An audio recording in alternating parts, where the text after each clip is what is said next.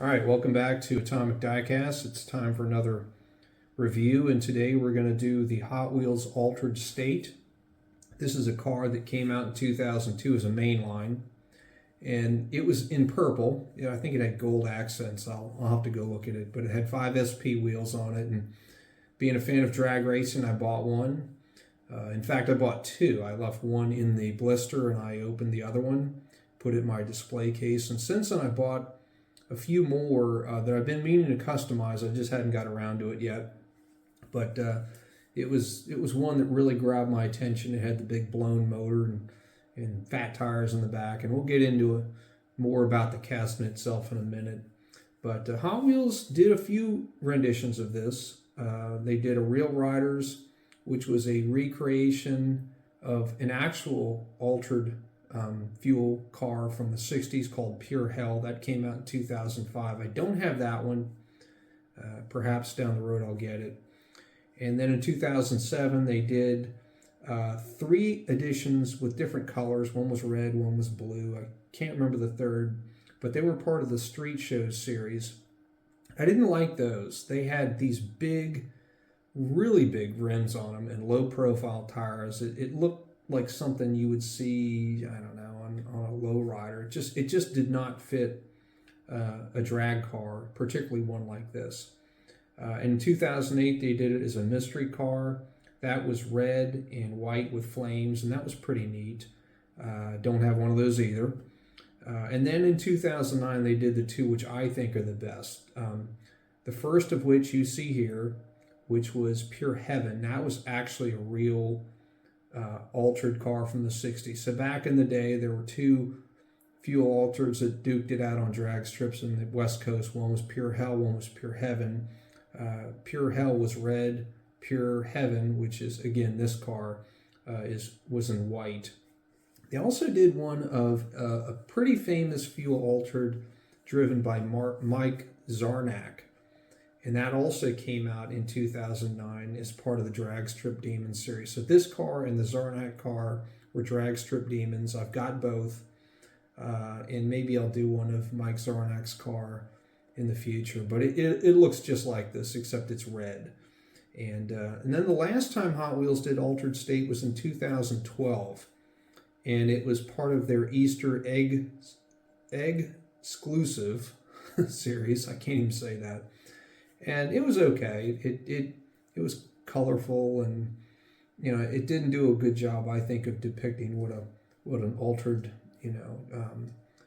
experimental drag car would look like in the 60s. But I mean, in terms of paint scheme, the actual casting is pretty good. It's exactly like you see here. So again, the car itself in the 1960s, they had fuel altered cars, which were basically front engine nitro burning Hemis. Most of them were blown. They also used some big blocks and even some small blocks on fuel. Fuel is what guys in the drag racing community call nitromethane. And they were a handful to drive. Most of them had roadster bodies. Sometimes they used Topolino bodies, which are tiny little Italian cars. And they had a very short wheelbase, and they were an absolute handful to drive. I mean, you had to be really good to even make it down the track and make a clean pass with one of these things. They were very wild. The short wheelbase and how narrow they were basically made them tough to keep straight. I mean, the back end wanted to kick out on them.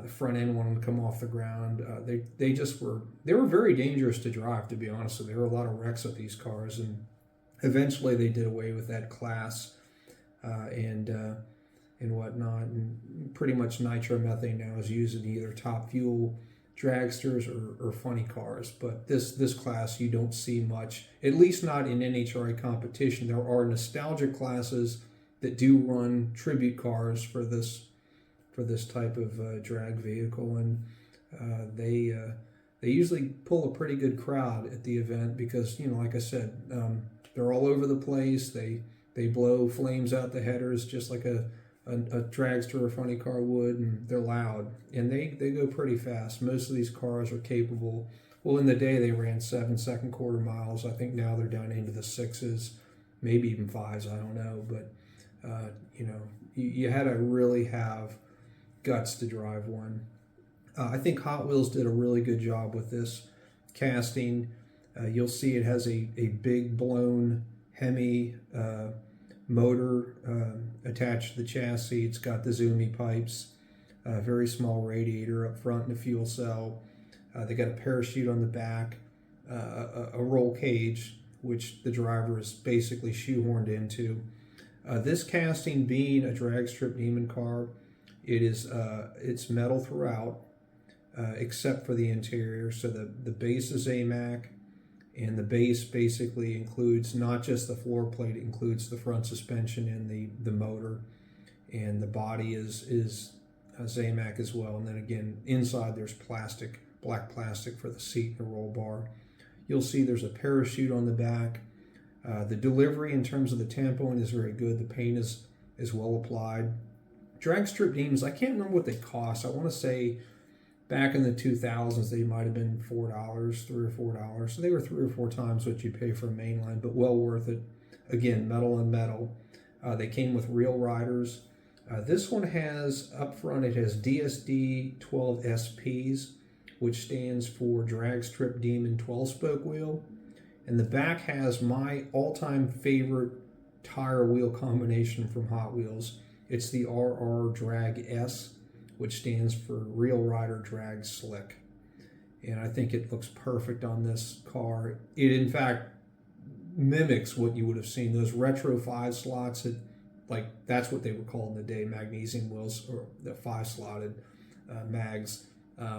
You know, as Hot Wheels recreated here, looked exactly like the wheels that they had on these cars back then. And then most of them did run a spindle-mounted 6 or 12-spoke wheel. So again, Hot Wheels did a really good job of recreating the essence of these vehicles. I did weigh this one. It's pretty light because it's small. It came in at 28 grams. Most of that is clearly the motor and base combination, which again is out of metal. So we'll send this down the track. I don't expect that this is going to roll very well. They're rubber tires, which I think is great, but they tend not to lend themselves well to track performance. Okay, we'll see what this does. I'm spinning the wheels here.